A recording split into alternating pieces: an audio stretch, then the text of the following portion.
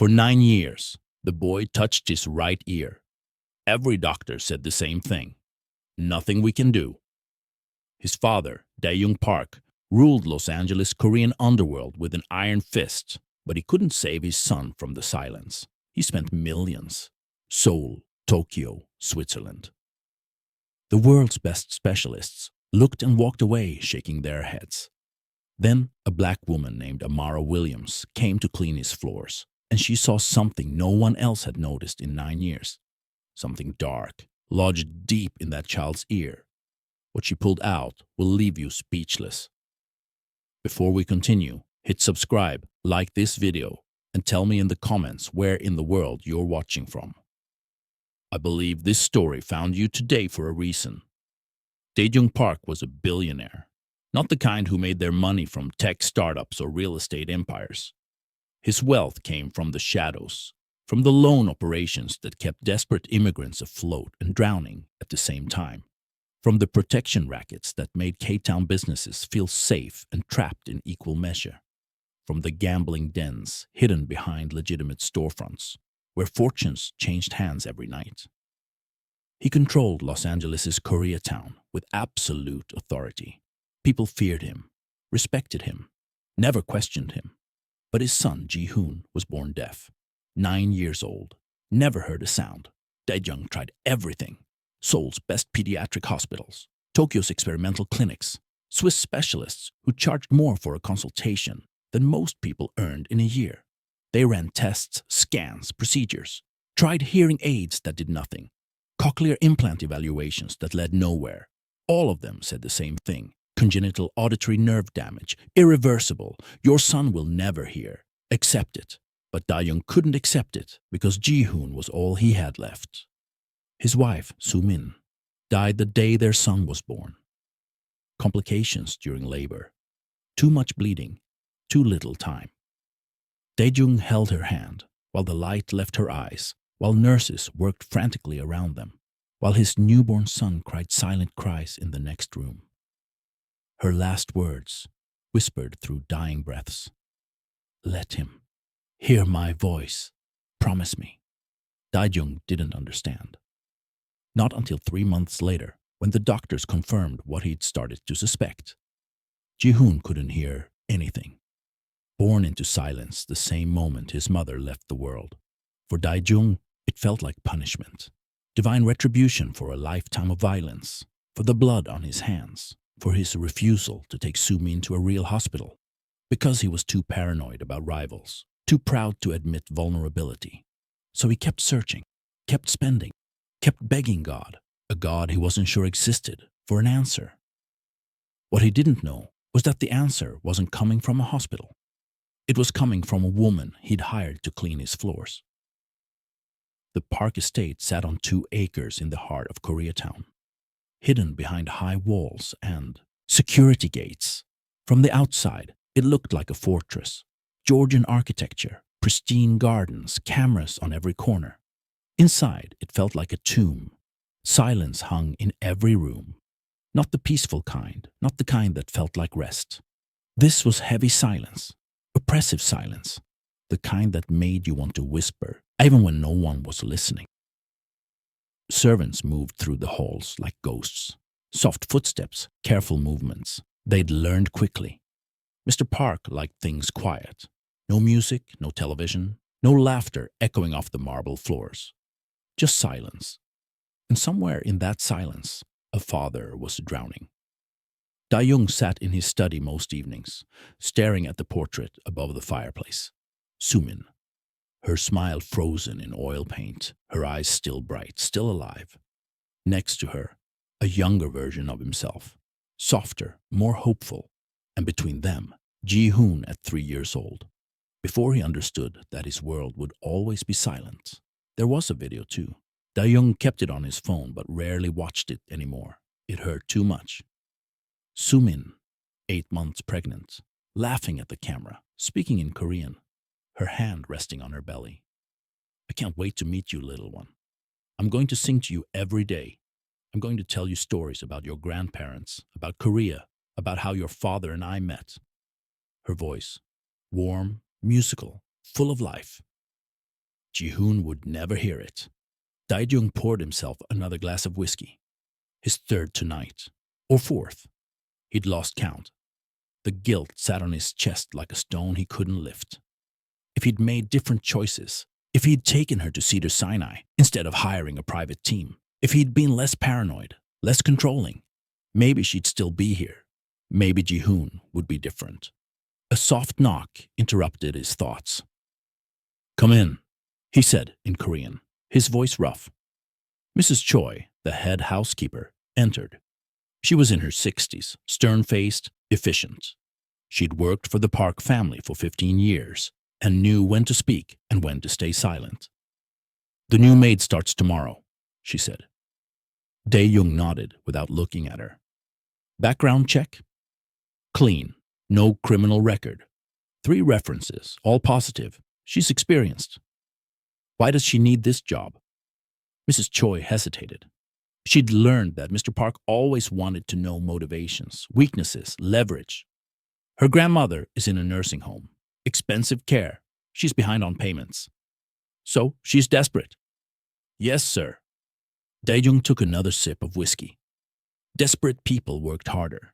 Desperate people didn't ask questions. "Make sure she understands the rules. She cleans. She stays quiet. She stays away from Ji-hoon." "Of course, sir." Mrs. Choi turned to leave. "Wait," Dae-jung said. "What's her name?" "Amara Williams." Dae-jung nodded. The name meant nothing to him. He didn't realize it would soon mean everything. Amara Williams stood outside the Park estate at 6:30 the next morning, clutching her bag with both hands, trying to steady her breathing. The sky was gray, the kind of gray that made everything feel heavier. Fog rolled through the streets of Koreatown, muffling the early morning traffic sounds. This was it, her last chance. Back in South Central, days passed.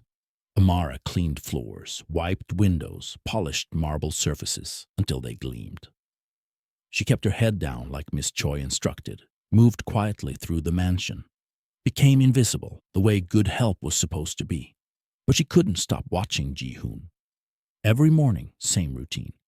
The boy would sit alone in the sunroom, surrounded by model airplanes and puzzle pieces. His world was small, contained, safe. No one bothered him there. The other servants avoided him. Not out of cruelty, out of fear. Fear of what? Amara wasn't sure at first, but she listened to their whispers in the kitchen during lunch breaks, catching fragments of conversations in a mix of Korean and English. Born the day his mother died. Cursed child. Bad luck to get too close. Superstition. That's what it was. But it had created an invisible wall around Ji-hoon that no one dared cross. Amara saw something different. She saw a child who was desperately lonely. A boy who sat by windows and pressed his small hand against the glass, watching the world move without him. She saw the way he'd look toward his father sometimes, when Dae-jung walked past without stopping, and how his little shoulders would sink just a bit lower. She saw how he touched his ear over and over, wincing each time, and no one noticed, or maybe they'd stopped noticing long ago. The sunroom became Amara's assigned area on her 5th day. Mrs. Choi handed her the cleaning supplies with a pointed look. "The boy is usually there in the mornings. Don't disturb him." "Yes, ma'am." Amara entered the sunroom quietly. Floor-to-ceiling windows let in streams of morning light. Plants lined the walls, expensive orchids, bonsai trees, greenery that someone was paid to keep alive. And in the center of it all, Ji-hoon sat at a low table, working on a model airplane. He didn't look up when she entered, didn't acknowledge her presence at all. Amara began dusting the windowsills, moving slowly, carefully. She watched him from the corner of her eye. His fingers were small but precise, fitting tiny pieces together with focused concentration. But every few minutes, his hand would drift to his right ear, touch it briefly, wince, then return to the airplane like nothing happened. Amara's chest tightened.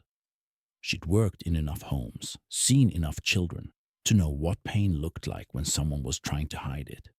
This wasn't occasional discomfort. This was chronic, constant. 20 minutes passed in silence. Amara finished the windows and moved to organizing the bookshelves. That's when Ji-hoon's airplane wing clattered to the floor.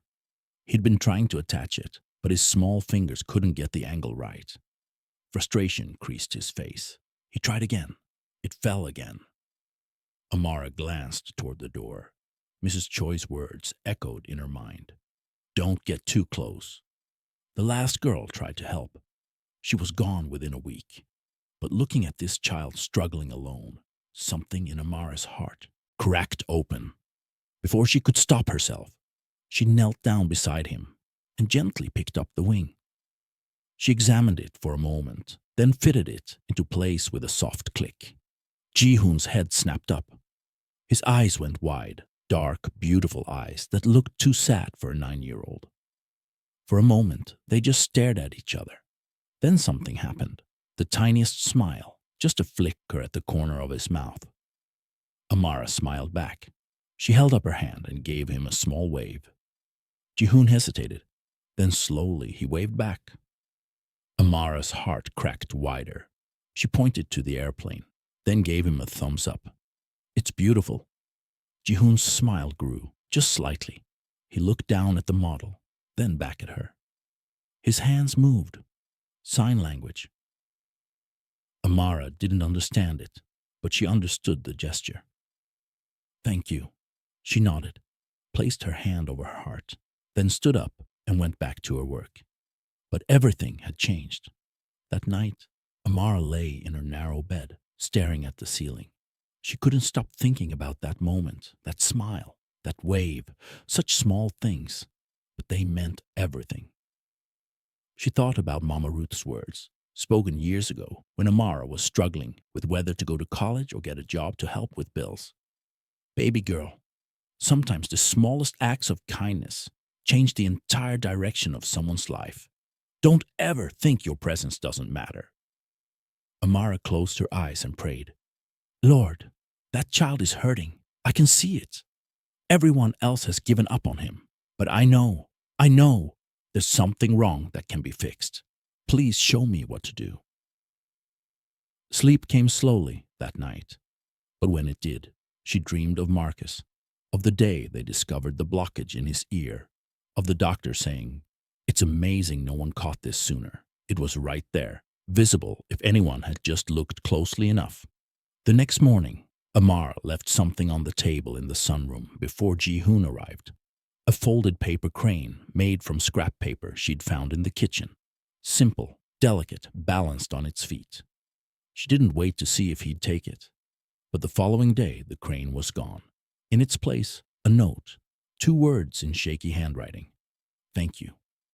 Amara pressed that note to her chest and whispered, You're welcome, sweet boy. Over the next 2 weeks, something shifted. Amara and Ji-hoon developed their own language. Small things, secret things. She'd leave him wrapped candy on the table. Nothing fancy, just butterscotch from the corner store. He'd leave her drawings, airplanes mostly, but also birds, clouds, stars. She learned his signs, not the formal ones his tutors had taught him, but the personal ones he'd made up himself. The way he tapped his chest twice meant he was happy. The way he pointed to the sky meant he was thinking about his mother. Amara learned that from watching him stare at the portrait in the hallway. The way he pressed both palms together meant he felt safe. And slowly, he started using that last sign around her. Safe. Amara treasured that more than anything.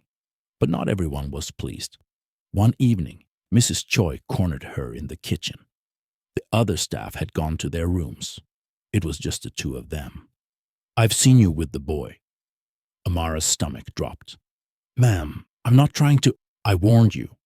Mrs. Choi's voice was sharp as glass. Mr. Park has rules. Staff doesn't get close to Ji-hoon. I'm not trying to cause trouble. He's just lonely. That's not your concern. Mrs. Choi stepped closer, her eyes hard. You're here to clean, not to mother that child. Not to fix what can't be fixed. Fix what can't be fixed. That's what everyone said. Even here, even in this house where the boy lived, they'd all given up. If Mr. Park finds out you've been interfering, Mrs. Choi continued, you'll be gone. No references, no second chances. Do you understand what that means for your grandmother? The words hit like a slap. Amara's throat tightened. She thought of Mama Ruth, of the bills, of the final notice still sitting on her kitchen table back home. I understand, Amara said quietly. Mrs. Choi studied her for a long moment, then walked away. Her heels clicked against the floor like a countdown. That night, Amara sat on the edge of her bed, staring at the wall. She thought about her grandmother, the bills, the paycheck she desperately needed. She thought about Ji-hoon, his lonely eyes, his pain. She thought about the dark thing she'd glimpsed in his ear. Mrs. Choi's words echoed. Fix what can't be fixed. But what if it could be fixed? What if everyone was wrong? Amara picked up her Bible and held it close. Lord, I don't know what to do. I can't lose this job, but I can't ignore what I'm seeing either. She waited in the silence. No audible answer came, just the weight of a decision she wasn't ready to make. Outside her window, the moon hung low and heavy. Inside her heart, a war was beginning, between what she needed to survive and what she knew was right. The next morning came too soon. Amara went about her duties mechanically, her mind elsewhere. She cleaned the dining room, polished silver, scrubbed floors. Around mid-morning, she was dusting the hallway near the sunroom when she heard it. 3 days passed. Amara couldn't eat, couldn't sleep, could barely think. Every time she closed her eyes, she saw it, that dark mass lodged deep in Ji-hoon's ear, blocking everything, stealing his world, and his face, the pain, the silent tears. She went through her daily routine like a robot. Dust, sweep, polish, repeat. Mrs. Choi watched her closely now, suspicious eyes following her movements whenever she was near the sunroom. But Amara couldn't stop. Every morning, she left something small for Ji-hoon, a piece of candy, a folded paper star, a smooth stone she'd found in the garden. And every evening, she'd find something waiting for her. A drawing, a note with a single word, friend. They were building something, a bridge across his silence. And it terrified her because she knew what Mrs. Choi had said was true. Getting close to this child would cost her everything. But how could she walk away now? On the 4th morning, Amara was cleaning the second-floor hallway when she heard footsteps. Heavy, deliberate. She turned and saw him, Dae-jung Park. He stood at the end of the corridor, dressed in a black suit, his presence commanding even in silence. His eyes were dark, unreadable. He looked at her for a long moment. Amara's heart hammered in her chest. Had Miss Choi told him? Was this it? Was she about to lose everything? You're the new maid, he said in English. His accent was slight, his voice deep. Yes, sir, Amara Williams. He studied her. Mrs. Choi says you're reliable. I try to be, sir. My son. Dae-jung's jaw tightened slightly. Have you seen him? Amara hesitated. Careful. Yes, sir. In the sunroom sometimes, while I clean. He doesn't bother you? No, sir. He's a sweet child. Something flickered in Dae-jung's eyes. Pain, maybe, or surprise that anyone would call his son sweet. Most people avoid him. I've noticed. Does that bother you? Amara chose her words carefully. It bothers me that a child is lonely, sir, but it's not my place to say. Dae-jung was quiet for a long moment. Then he nodded once. You're honest. I appreciate that. He turned to leave, then paused. If you see anything, if my son needs anything, you tell Mrs. Choi immediately. Understood? Yes, sir. He walked away, his footsteps fading down the hall. Amara released a breath she didn't know she'd been holding. Her hands were shaking. That afternoon, Amara was in the sunroom again.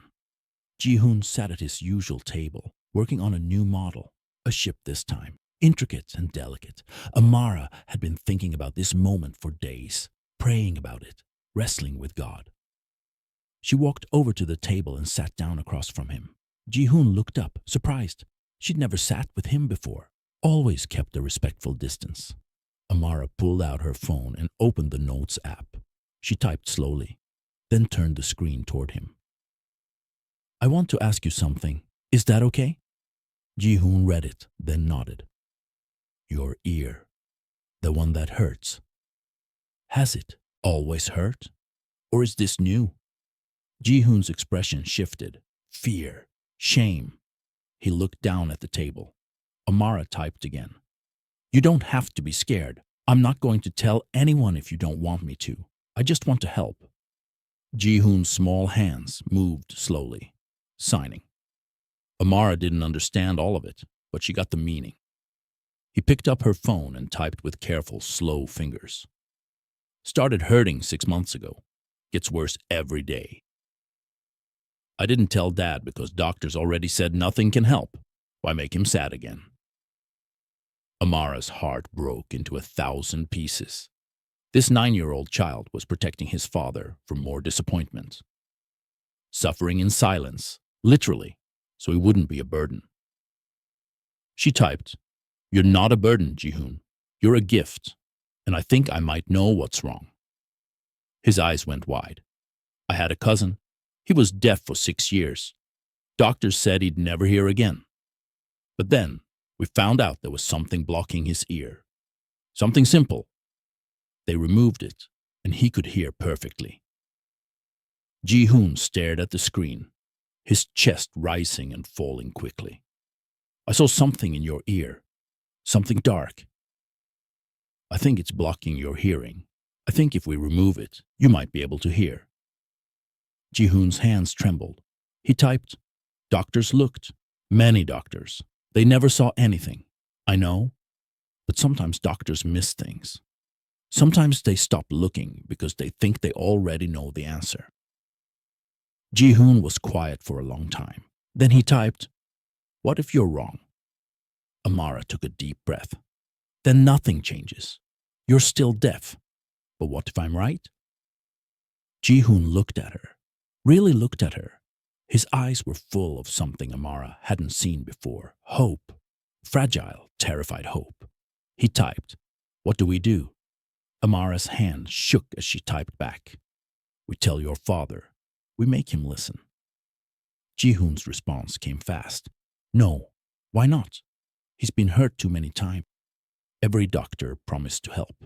None of them did. If you're wrong, it will break him again. I can't do that to him." Amara stared at the screen. This child was 9 years old and already carrying more emotional weight than most adults. Protecting his father, hiding his pain, sacrificing his own hope to spare someone else's grief. She typed, "Then we wait, we watch, and when the time is right, we act. Together, okay?" Ji-hoon nodded slowly. Then he did something that made Amara's tears fall. He reached across the table and took her hand, squeezed it gently. "Thank you," he signed with his other hand. Amara squeezed back. "Always, sweet boy." That evening, Amara learned more about Ji-hoon's mother. She was in the servants' kitchen making tea when one of the older housekeepers, a woman named Sun-mi, sat down beside her. "I saw you with the boy today," Sun-mi said in accented English. She was older than Mrs. Choi, gentler. Amara tensed. "I was just, relax." Sun-mi waved a hand. "I'm not going to report you. I think it's good. Someone should pay attention to that child." Amara relaxed slightly. "Why doesn't anyone else?" Sun-mi sighed. "Fear, superstition, his mother's death." She shook her head. Sumin was a beautiful woman, kind. She loved Mr. Park more than anything, even though his world was dangerous. When she got pregnant, she was so happy. She used to sing to her belly every night. Amara's chest tightened. "The labor was difficult," Sun-mi continued. "Mr. Park didn't want to take her to a hospital. Too public, too risky. He hired private doctors. But something went wrong. She bled too much." Sun-mi's eyes grew distant. "I was here that night. I heard everything. Her screams, the panic, and then silence." That's when Ji-hoon was born. Sunmi nodded. He came into the world the moment she left it. Mr. Park held his wife's body with one arm and his newborn son with the other. I've never seen a man break like that. Amara wiped her eyes. 3 months later, the diagnosis came. Deaf, completely. Mr. Park blamed himself, still does. He thinks God took his son's hearing as punishment for his sins, for his pride, for not taking Sue Min to a real hospital. That's not how God works, Amara said softly. Sunmi shrugged. Maybe, maybe not. But that's what Mr. Park believes, and that guilt has eaten him alive for 9 years. She looked at Amara. So, when doctors kept saying nothing could be done, Mr. Park stopped hoping. And when he stopped hoping, everyone else did too. Except me, Amara whispered. Sunmi smiled sadly. Except you. Later that night, Amara sat in her room with her Bible open in her lap. She'd read the same passage 3 times, but the words weren't sinking in. Amara couldn't get Dae-young's words out of her head. No more specialists, no more hope. I'm done chasing miracles that don't exist. She understood his exhaustion. 9 years of disappointment, 9 years of watching his son live in silence, while doctors shrugged and collected their fees. But understanding didn't make it hurt less, because she knew something Dae-young didn't. She'd seen what no specialist had bothered to look for. That night, alone in her room, Amara pulled out her laptop, an old, battered thing she'd bought secondhand 3 years ago. She opened Google and began searching. Congenital deafness, ear blockage, misdiagnosed hearing loss, children, ear canal obstruction, reversible deafness. Page after page of medical journals, case studies, forums. Her eyes burned from the blue light, but she kept reading, and the more she read, the more certain she became. Cerumen impaction, cholesteatoma, foreign body obstruction, compacted debris. All of them could cause profound hearing loss. All of them could be missed on scans if doctors weren't looking for them. All of them could be mistaken for congenital nerve damage, and all of them were treatable. Amara found a case study from Johns Hopkins. A 12-year-old boy, deaf since birth. Multiple specialists, multiple diagnoses, all wrong. Until one doctor decided to look with fresh eyes and found a benign tumor pressing against the ear canal. Simple surgery, full hearing restored. The words at the bottom of the case study made Amara's hands shake. This case highlights the critical importance of physical examination and the dangers of diagnostic anchoring. When medical professionals accept a previous diagnosis without independent verification. Diagnostic anchoring. That's what happened to Ji-hoon.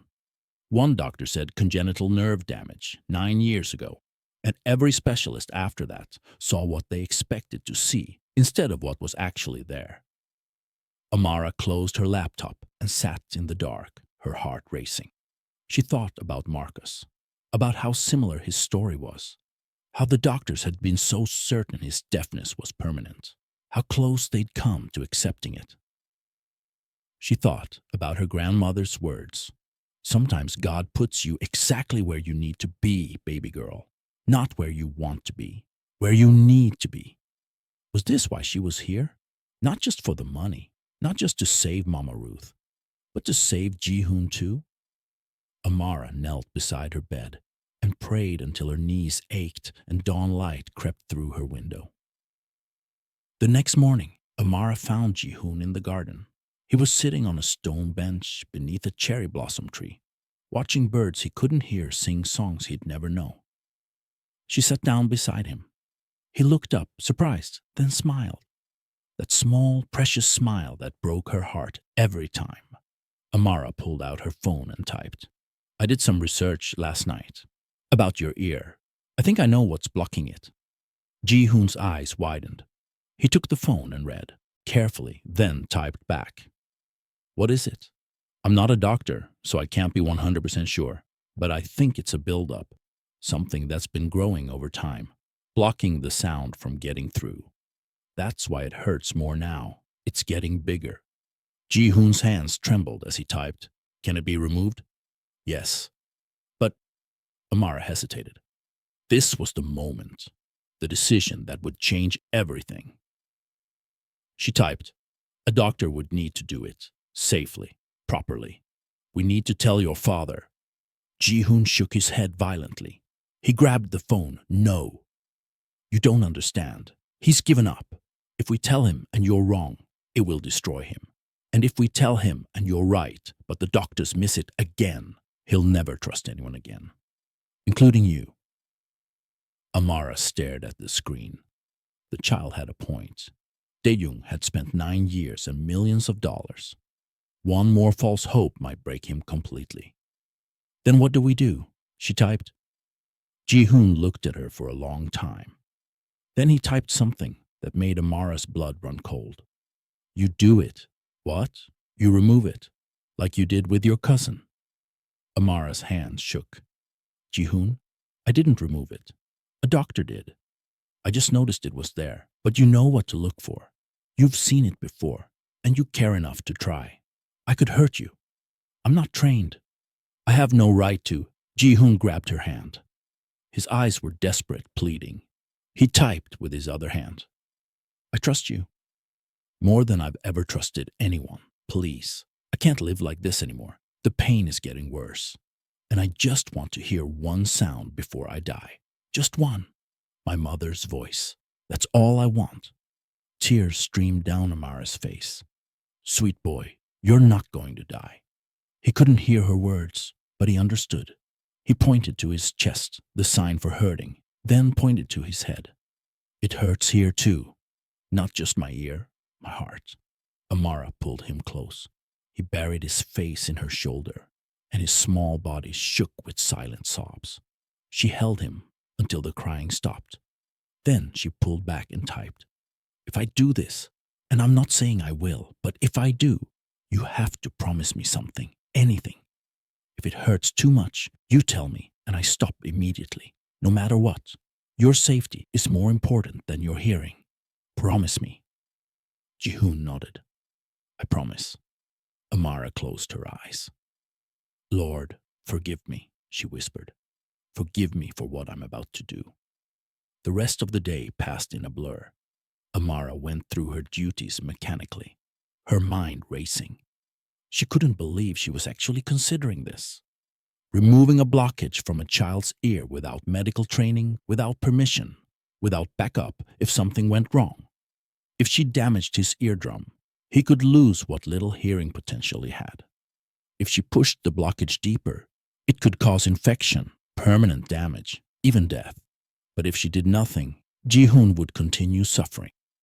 The pain would get worse, and Dae-jung would never look again because he'd already given up. That evening, after dinner, service was cleared and the other staff retreated to their quarters. Amara found herself in the supply closet. She stared at the first aid kit on the shelf. Inside were tweezers, antiseptic, cotton swabs, bandages, tools that could save a life or destroy one. She thought about Marcus. The procedure had been simple. The doctor used specialized tools, a microscope, proper lighting. It took 15 minutes, but before the doctor acted, someone had to notice. Someone had to care enough to look. Amara closed the closet and walked to her room. She opened her Bible to a passage Mama Ruth had made her memorize as a child. "For I know the plans I have for you, declares the Lord. Plans to prosper you and not to harm you. Plans to give you hope and a future." Hope and a future. That's what Ji-hoon deserved. That's what had been stolen from him. Amara made a decision. Tomorrow, she would look at his ear again. Closely, carefully. And if she could see the blockage clearly, if she was certain it was something simple, something removable, she would act, not because she had medical training, not because she had permission, but because she was the only one who was willing to try. The next morning came gray and heavy. Rain tapped against the windows. Amara barely slept. She found Ji-hoon in the sunroom, earlier than usual. He was waiting for her. He'd known she'd come. Amara locked the door behind her. Her hands were shaking. She pulled out her phone. "I need to look at your ear again. Really look this time, in the best light. Can you sit by the window?" Ji-hoon nodded and moved to the window seat. Morning light, even filtered through rain clouds, was better than artificial light. Amara knelt in front of him. She took a deep breath, said a silent prayer, then gently tilted his head to the right. She'd seen it before, but only briefly. Now, with time and intention, she looked carefully. There it was, deep in the ear canal, but visible. A dark mass, dense and irregular. It wasn't earwax, too solid, too dark. It looked biological, like a growth that had calcified over time. Amara's medical research from the night before flashed through her mind. Cholesteatoma, a benign growth of skin cells in the middle ear. It could grow for years without symptoms, then suddenly cause pain, hearing loss, even facial paralysis if left untreated. And it was removable, usually with surgery, but in early stages, sometimes with careful extraction. Amara pulled back. Ji-hoon looked at her, his eyes asking the question his voice couldn't. "Can you help me?" Amara typed, "I can see it clearly. It's definitely blocking your ear. But Ji-hoon, this is serious. If I try to remove it and something goes wrong." He grabbed the phone. "I don't care about the risk. I care about the chance, please."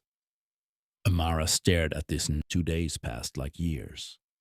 The specialized tweezers arrived in a discreet brown package. Amara hid them in her room, along with the pen light, antiseptic wipes, and sterile gauze.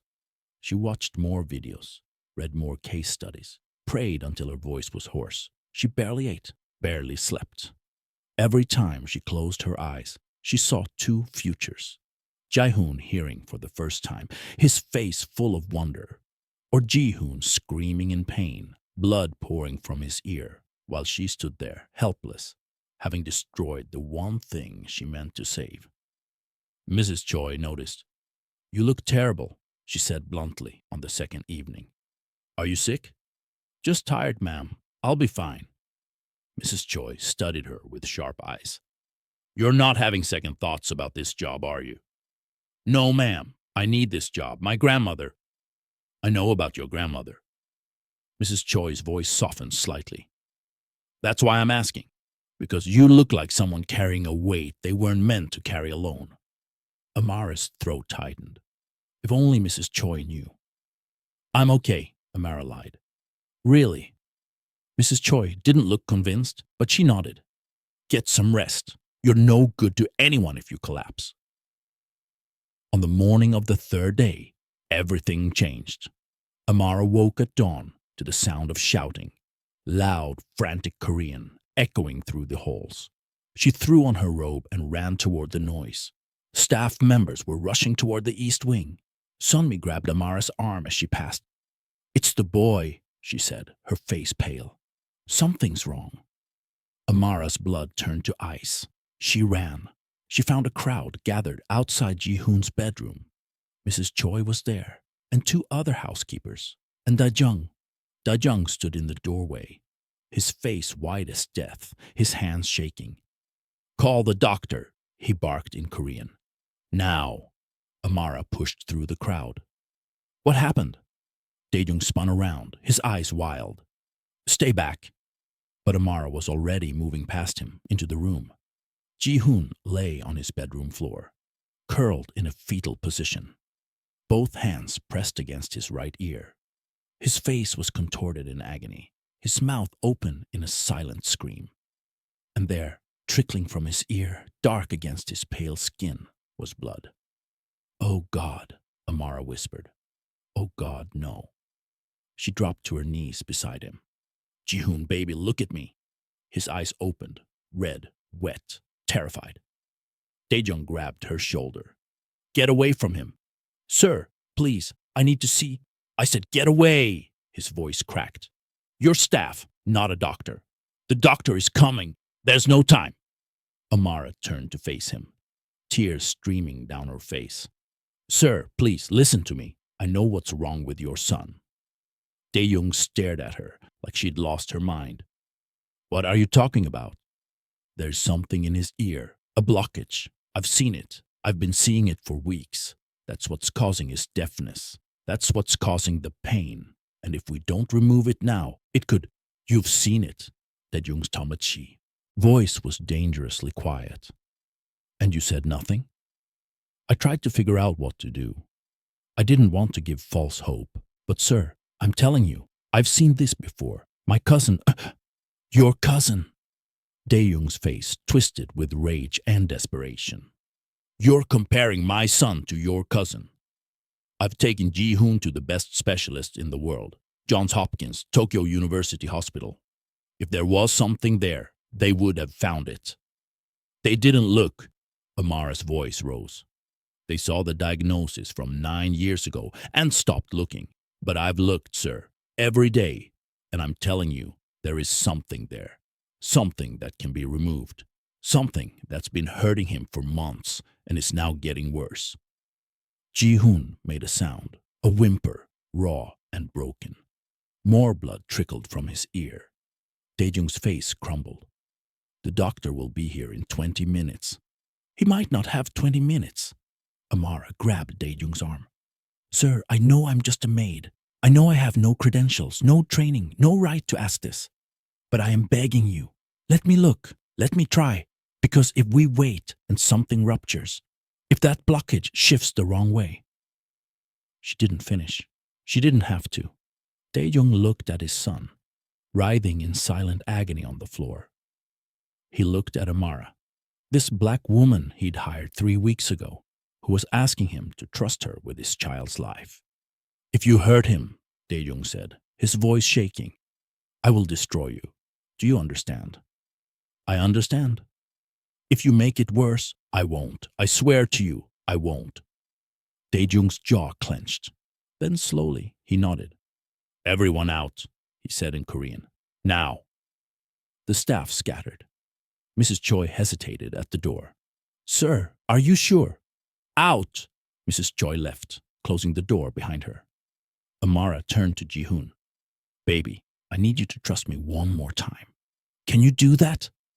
Ji-hoon couldn't respond with his hands. They were pressed too tightly against his ear. But his eyes found hers. And through the pain, she saw it. Trust. I need my supplies, Amara said to Dae-jung. They're in my room. The specialized tweezers, the penlight, antiseptic. I'll get them. Where? Under my bed. Small blue bag. Dae-jung ran. Amara stayed with Ji-hoon, stroking his hair, whispering words he couldn't hear but might feel. I've got you. I've got you, sweet boy. Just hold on. Dae-jung returned in less than a minute, the bag in his hands. Amara opened it with trembling fingers. She pulled out the supplies, laid them on the floor beside her. I need the best light possible, she said. Open those curtains, all of them. Dae-jung threw open the curtains. Morning sunlight flooded the room. Amara took a deep breath. Her hands were shaking so badly she could barely hold the tweezers. Lord, she whispered, guide my hands, please. She looked at Dae-jung. Hold him steady. This is going to hurt, and he's going to want to pull away. You can't let him. Dae-jung knelt and gently, but firmly held his son's shoulders. I'm here, he said in Korean, his voice breaking. Appa is here. Ji-hoon's eyes locked on his father's face. This was the closest they'd been in years. Amara positioned herself beside Ji-hoon. She tilted his head gently, angling it toward the sunlight. She clicked on the penlight and looked inside his ear canal. The blockage was right there, larger than before, swollen, inflamed, and bleeding. I can see it, she said. God, it's big, but I can reach it. She wiped the tweezers with antiseptic. Her hands steadied. Not completely, but enough. She whispered another prayer, then carefully, slowly, inserted the tweezers into Ji-hoon's ear canal. Ji-hoon's body went rigid. His mouth opened in a silent scream. Hold him, Amara said. Don't let him move. Dae-jung held tighter, tears streaming down his face. I'm sorry, he whispered in Korean. I'm so sorry, my son. Amara felt the tweezers make contact with the mass. It was dense, sticky, wrong. She hooked the edge carefully. Got it, she breathed. I've got it. She pulled, slowly, steadily, resistance. Her heart hammered. "Come on," she whispered. "Come on, please." She adjusted the angle slightly, pulled again, and then release. The mass slid free. It landed in Amara's palm, dark and wet and grotesque. Years of buildup, compressed and calcified, exactly like she'd seen in the medical journals. For a moment, nobody moved. Then Ji-hoon gasped. Not a silent gasp, a real gasp, audible, loud. His hand flew to his ear. His eyes went wider than Amara had ever seen them. He sat up suddenly, looking around the room like he'd never seen it before. And then he pointed at the clock on the wall, the one that had been ticking his entire life, the one he'd never heard. His mouth opened. A sound came out, rough and unpracticed, but real. "Tick," he whispered. Amara's tears fell. "Yes, baby, that's the clock. You can hear it." Ji-hoon touched his throat, feeling the vibration of his own voice. His eyes filled with wonder and terror and something else, joy. His mouth opened again. One word, the first real word he'd ever spoken. "Appa," father.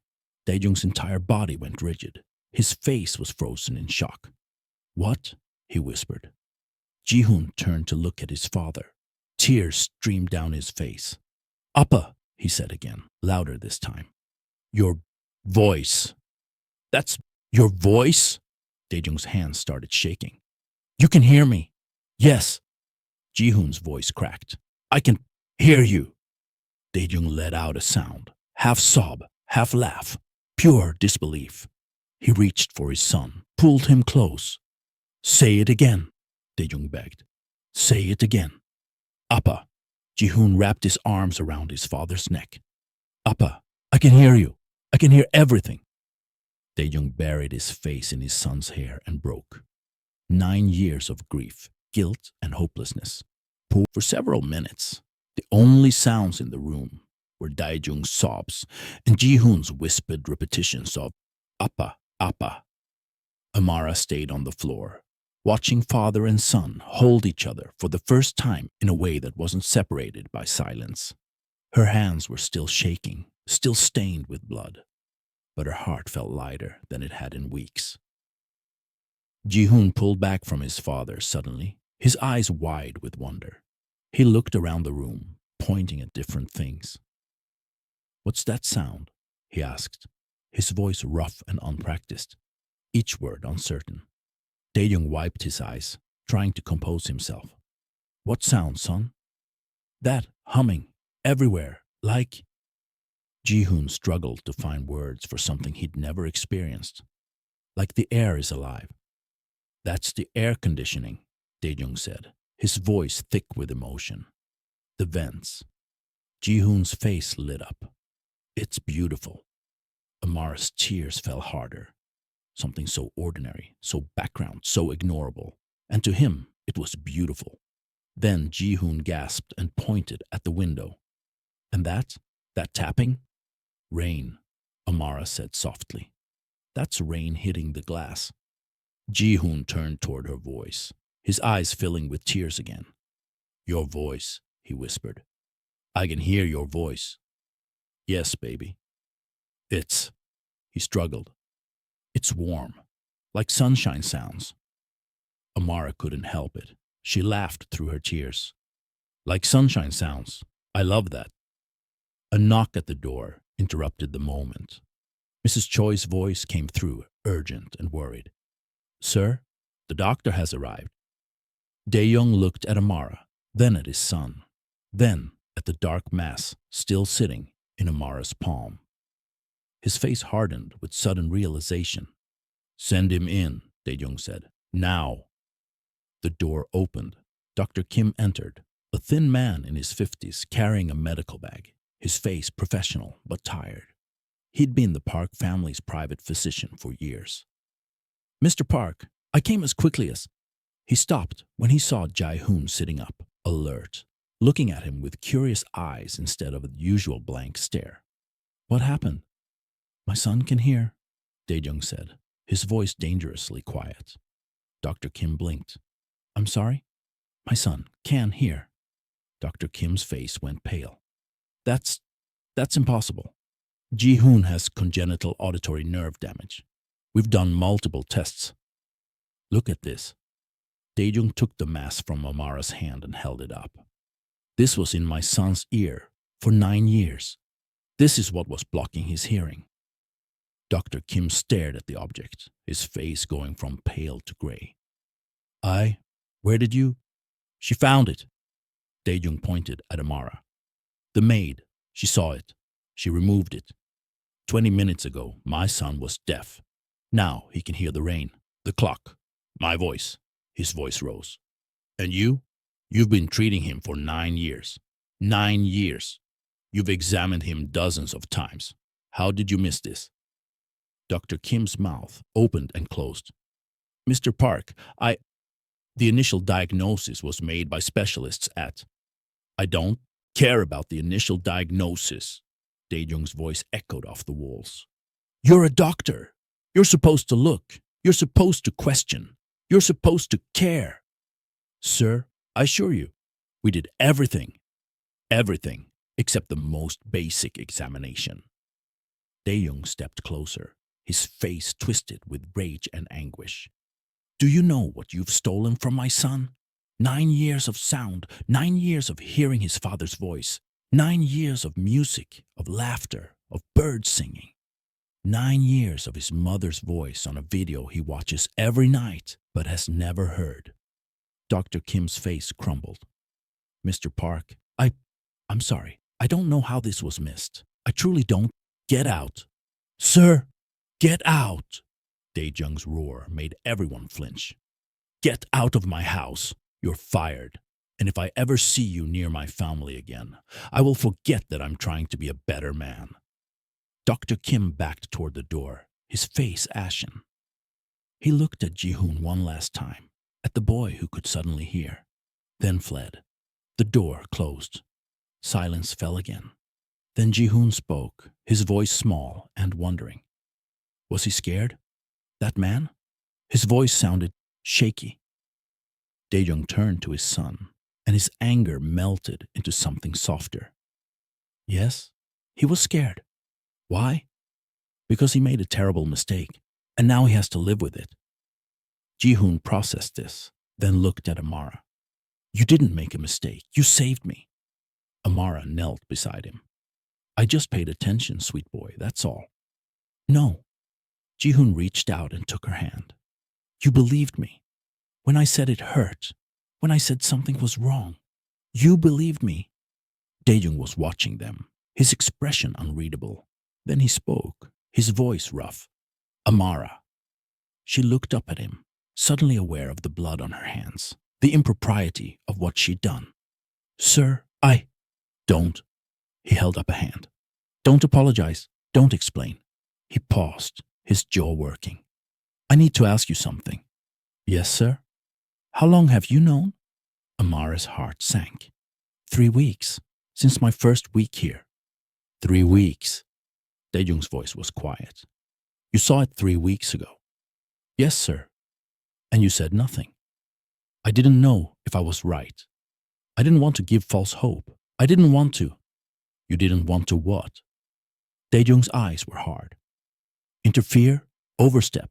Question the doctors I paid millions to? All of that, Amara whispered. And I was scared. Scared I was wrong. Scared I'd lose my job. Scared I'd hurt him if I tried to help. But you tried anyway. Yes, sir. Dae-jung stared at her for a long moment. Then slowly, he sank to his knees in front of her. Amara's breath caught. Sir, you don't have to. I spent 9 years, Dae-jung said, his voice breaking, throwing money at my son's problem. Millions of dollars. The best hospitals, the best specialists, the best equipment. I flew across the world. I begged. I threatened. I promised fortunes to anyone who could help him. Tears ran down his face. And a woman I hired to clean my floors. A woman I barely spoke to. A woman I paid $5,000 a week. She's the one who saved him. Not the specialists. Not the $1 million procedures. You. Sir, I blame myself for 9 years, Dae-jung continued. I thought God was punishing me. I thought my son's deafness was payment for my sins, for my pride, for letting his mother die. I carried that guilt every single day. He looked up at her, his face broken open. And you just proved that it was never my fault. It was theirs, the doctors, the specialists. They failed my son. They saw a diagnosis and stopped looking. They took my money and gave me nothing but false hope and crushing disappointment. They were wrong, Amara said quietly. They were all wrong. Dae-jung nodded. My wife's last words were, "Let him hear my voice." I thought she was delirious. I thought she didn't understand that he was born deaf. But maybe his voice cracked. Maybe she knew. Maybe she knew there was hope. And I gave up. I accepted what the doctors said. I stopped looking for miracles. He reached out and took Amara's hand, the one covered in his son's blood. "Thank you," he whispered. "Thank you for not giving up. Thank you for paying attention. Thank you for being brave enough to act when no one else would." Amara's tears fell freely. I was terrified. I thought I might hurt him. But you didn't. Dae-jung squeezed her hand. "You saved him. You gave me my son back. You gave him the world." Ji-hoon, who had been watching and listening to this entire exchange with wide eyes, suddenly spoke. "Appa, what's that beeping sound?" Everyone stopped, listened. From somewhere in the house, a faint beeping, regular, rhythmic.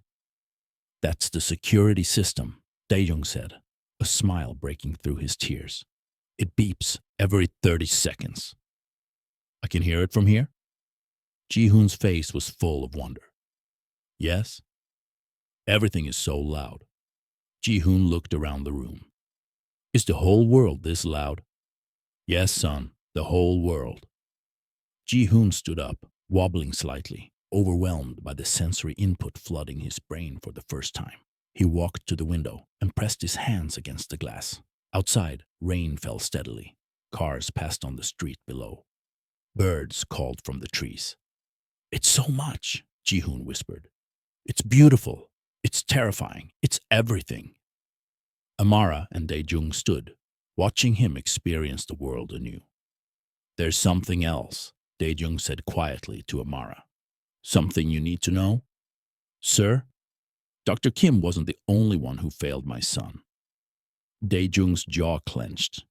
There were others, specialists who examined him, who ran tests, who claimed to do thorough evaluations. "What are you saying?" "I'm saying this wasn't just incompetence." Dae-jung's eyes were cold now, calculating. This was negligence, criminal negligence. Within an hour, the Park mansion transformed from a quiet tomb into controlled chaos. Dae-jung made phone calls, rapid-fire Korean punctuated by English phrases. "Get the files. I want everything. Every doctor, every scan, every report from the last 9 years."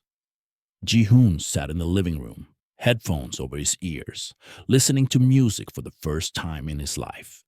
Tears streamed down his face as piano melodies and orchestral swells filled his world. Every few minutes, he'd pull the headphones off and look around, startled by some new sound. The creak of floorboards, the hum of the refrigerator, voices in distant rooms. Amara stayed with him, explaining sounds he couldn't identify, watching as this 9-year-old child experienced what most people took for granted. "What's that scratching sound?" he asked, pulling off the headphones again. Amara listened. "That's Mrs. Choi sweeping the hallway." "Sweeping sounds like that." Ji-hoon's eyes widened. "I always thought it would be, I don't know, softer." "Different things sound different than you imagine," Amara said gently. "Your brain has to learn to identify everything. Will it always be this loud? This much? You'll adjust. Your brain will learn what to pay attention to and what to filter out." Ji-hoon nodded, processing this. Then he looked at her, his expression serious. "Can I hear my mother now?" Amara's heart clenched. "Yes, baby, yes, you can. Will you watch it with me? I'm scared." "Scared of what?" "What if her voice isn't what I imagined? What if I don't like it? What if—" His voice broke. What if hearing her makes losing her hurt more? Amara pulled him close. It might hurt more, but it will also be beautiful, and you deserve to know her voice, even if it breaks your heart. Ji-hoon nodded against her shoulder. Okay, but not yet. I'm not ready yet. Whenever you're ready, sweet boy. No rush. Dae-jung appeared in the doorway, his face grim. Behind him stood a man in an expensive suit, older, gray-haired, carrying a leather briefcase. Ji-hoon, Dae-jung said. This is Mr. Hwang. He's a lawyer. He needs to ask you some questions about your doctors. Is that okay? Ji-hoon looked uncertain. What kind of questions? About your examinations, about what they did or didn't do. Dae-jung's voice was gentle but firm. I know it's a lot right now, but it's important. Ji-hoon looked at Amara. She nodded encouragingly. Okay, Ji-hoon said quietly.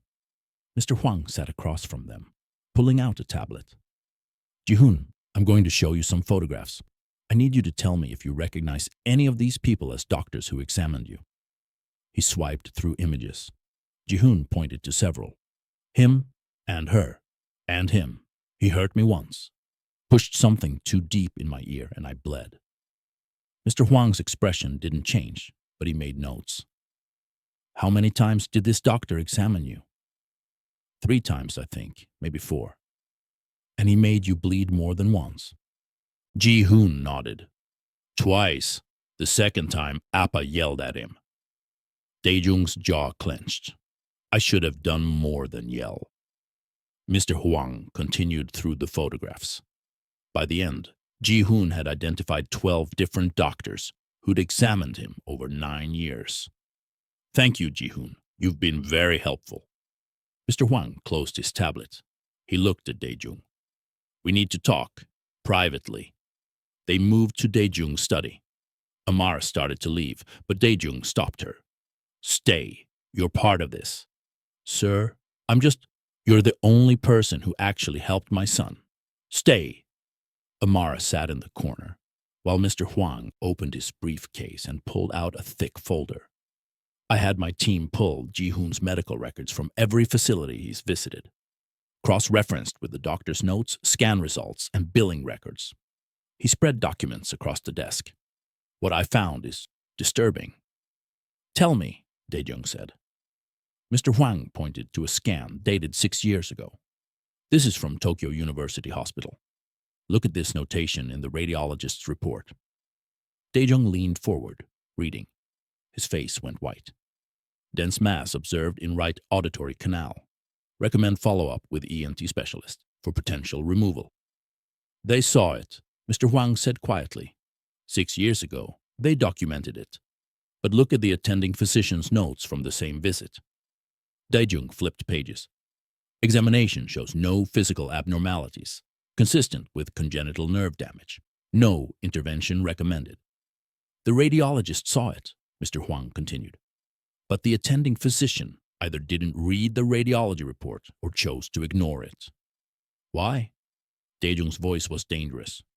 Why would they ignore it? Mr. Hwang pulled out another document. This is your billing record from that hospital. You paid $340,000 for a 2-week stay, extensive testing, and experimental auditory nerve therapy. Therapy that didn't work. Therapy that was never going to work, because the problem wasn't his nerves, it was a blockage. Mr. Hwang met Dae-jung's eyes. They had you on a long-term treatment protocol. Monthly check-ins, quarterly scans, annual procedures, all billed at premium rates. The realization hit Dae-jung like a physical blow. They were milking me. I can't prove intent without depositions, but the pattern is concerning. You're a wealthy man with a hopeless case. Every hospital you visited put you on long-term care plans. None of them suggested a simple blockage removal, which would have been a one-time procedure costing maybe $5,000. Dae-jung stood abruptly, his chair scraping against the floor. Instead, I paid millions over 9 years. $4.7 million, according to your financial records, across 6 different hospitals and 19 different specialists. And my son lived in silence because removing the blockage would have ended their income stream. Mr. Huang closed the folder. That's a theory, but proving it will require medical, malpractice litigation, possibly criminal investigations. It will take years and cost. I don't care about the cost. Daejung's voice was cold steel. I want everyone who touched my son's case investigated. I want their licenses reviewed. I want to know if this is standard practice or criminal conspiracy. And if it's conspiracy, then I want them destroyed. Amara spoke up from her corner, her voice quiet. Sir, what about Ji-hoon? He's been through so much. Do you really want to drag him through years of litigation, depositions, testimony? Daejung turned to her. What are you suggesting? I'm suggesting you already won. Your son can hear. You got your miracle. Maybe that's enough. It's not enough. Daejung's hands clenched into fists. Because somewhere right now, another child is sitting in a hospital with parents who trust the doctors. And those doctors are looking at scans, seeing something fixable, and choosing to ignore it because the long-term treatment is more profitable. You don't know that, don't I? Daejung grabbed the folder, held up the scan. They documented it 6 years ago, and they did nothing.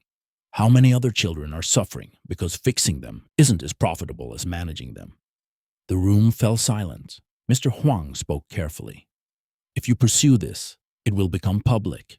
Your family, your business, Ji-hoon's medical history, all of it will be exposed. The media will investigate you as thoroughly as they investigate the doctors. Are you prepared for that? Daejung thought about this, about his organization, his operations, the things he'd done that couldn't withstand public scrutiny. Then he thought about his son crying silently in pain for months, while doctors who knew better collected their fees. Do it, he said. Whatever it takes. I'll deal with the consequences. That evening, Daejung found Amara in the garden. She was sitting on the stone bench where she'd first noticed a Ji-hoon's pain, watching the sunset paint the sky orange and gold. He's asleep, Daejung said, sitting beside her, exhausted from all the new stimulation. It's a lot for his brain to process. The doctor I called, a real one this time, someone recommended by a friend I trust. He said Ji-hoon's hearing is perfect. No damage to the eardrum. No infection. Clean removal. Daejung looked at her. You did it perfectly? God did it perfectly. I just held the tweezers. Don't diminish what you did. Daejung's voice was firm. You saved my son when no one else would even try. They sat in silence for a moment, watching the light fade. I need to ask you something, Daejung said, and I need you to be honest. Of course. Why did you really come here? Was it just the money? Amara considered lying, then decided he deserved the truth. At first, yes. My grandmother needs expensive care. I was desperate. But then I saw Ji-hoon, and she paused. I lost someone once, my little brother. He was sick for morning came soft and golden. Amara woke early, her heart both light and heavy with what was coming. Today Ji-hoon would hear his mother's voice. She found him already awake, sitting in the sunroom with his father.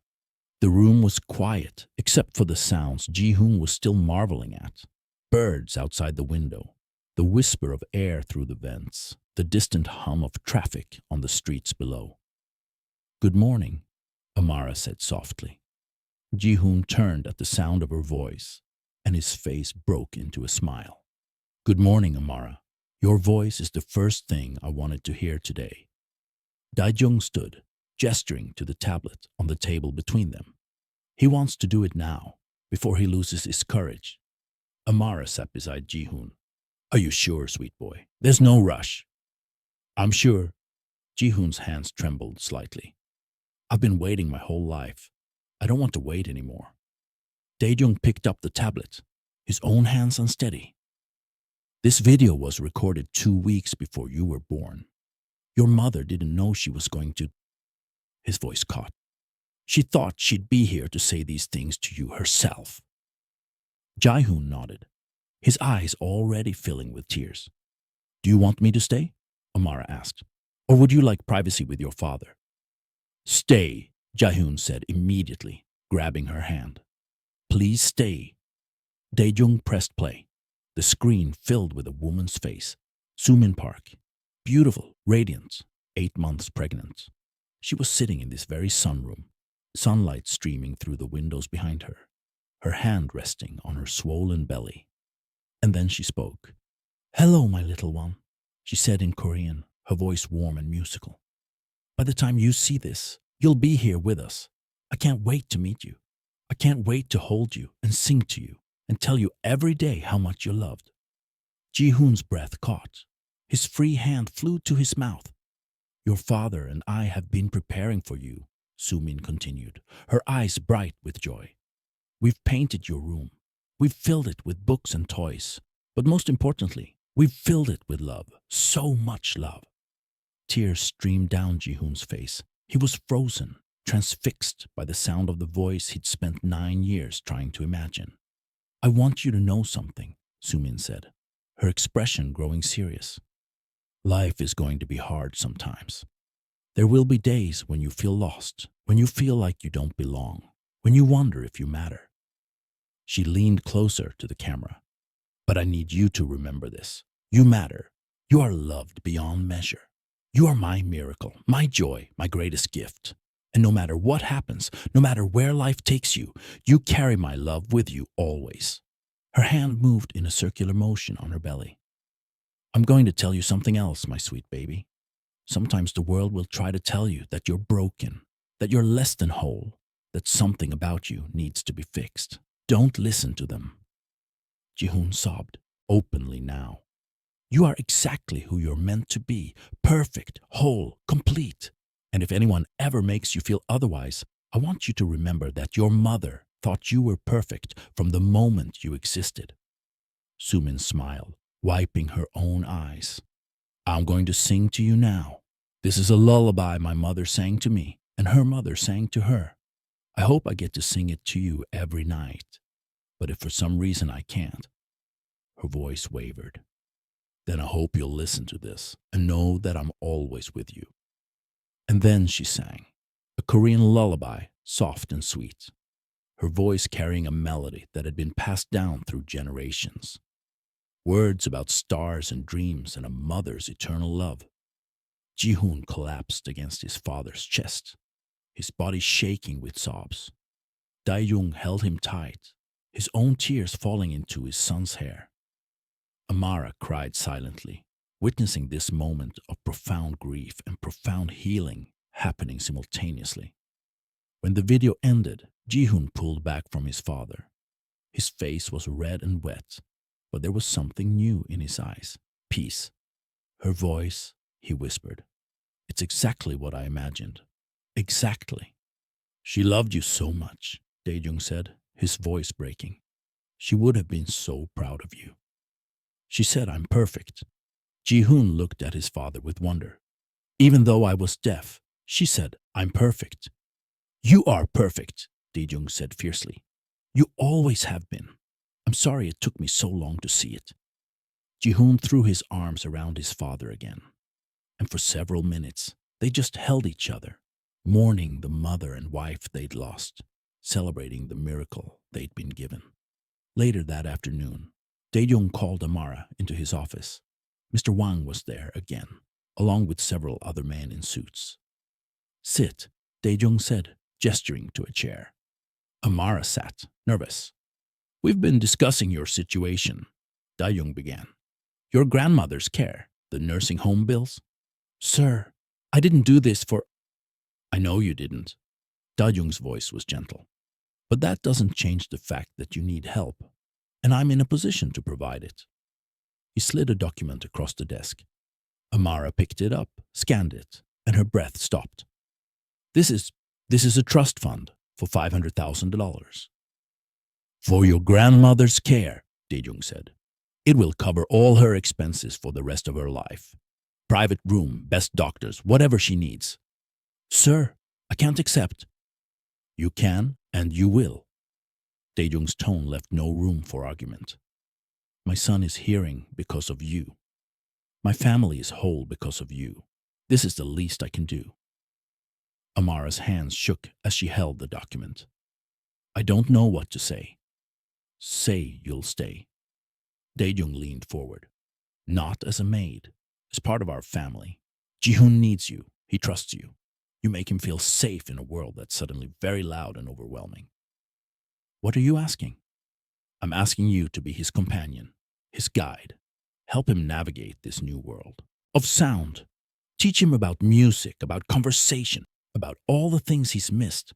We'll pay you $15,000 a month, plus room and board, plus benefits. Amara stared at him.